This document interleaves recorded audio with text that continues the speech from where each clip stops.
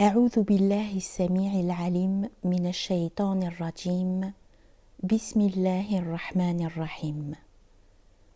Sourate 63, les hypocrites.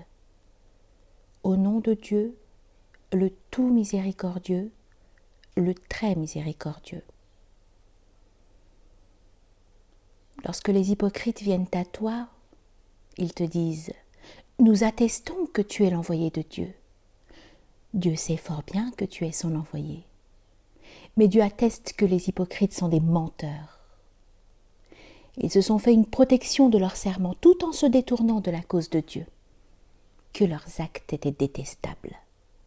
Tout cela pour avoir cru puis renier leur foi, en sorte qu'un sceau a été apposé sur leur cœur, si bien qu'ils ne comprennent rien. Lorsqu'on les regarde, on est séduit par leur aspect corporel. Et lorsqu'ils parlent, on prête attention à leurs propos. Semblables à des poteaux fichés en terre, ils s'imaginent que le moindre cri leur est destiné. Ce sont des ennemis. Garde-toi d'eux. Dieu les combatte. Comment se détournent-ils ? Commentaire. Semblable à des poteaux fichés en terre ou encore à des poteaux reposant contre un mur, signifie selon les commentateurs totalement inutile.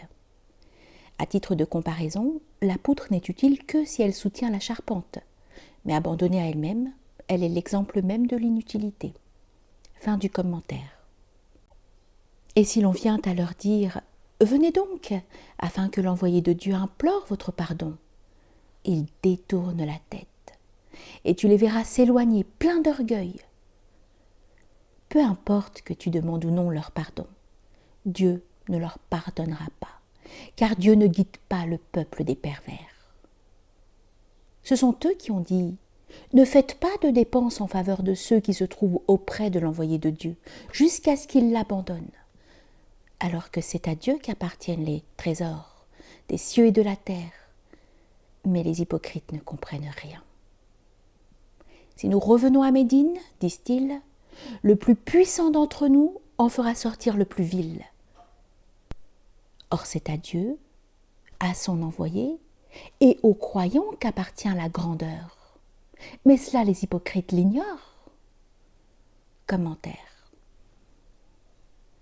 Lors de la bataille des Banu Mustalaq, un serviteur de Sayyidina Omar bin al-Khattab avait eu une altercation à propos d'un point d'eau avec Sinan el-Juhani, médinois allié de Abdullah ben Ubay ben Saloul, tête de file des hypocrites médinois.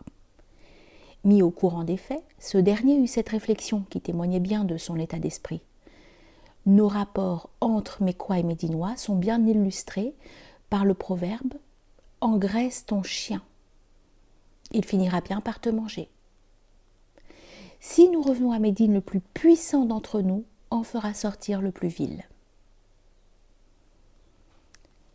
Informé de ces propos par Zayd ben Arqam, le prophète alayhi salatu wassalam fit demander à Ibn Saloul ce qu'il en était. Ce dernier nia farouchement les avoir tenus, mais malheureusement pour lui, le Coran vint confirmer les accusations de Zayd. Certains membres de son entourage lui conseillèrent alors d'aller implorer le pardon du prophète, alayhi salatu wassalam. Mais il s'y refusa d'un orgueilleux mouvement de tête signalé au verset 5. Ibn Saloul devait mourir peu après. Fin du commentaire. Ô vous qui avez la foi, que ni vos biens, ni vos enfants ne vous distraient du souvenir de Dieu. Car quiconque se comporte ainsi est voué à la perdition. Faites l'aumône d'une partie de ce dont Dieu vous a gratifié, avant que la mort ne surprenne l'un de vous, et qu'il ne dise « Seigneur, si seulement tu avais différé ma mort, fût-ce pour un bref délai, j'aurais fait l'aumône et me serais comporté en homme pieux. » Dieu n'accordera de délai à personne lorsque son heure sera venue. Et Dieu est parfaitement informé de vos agissements.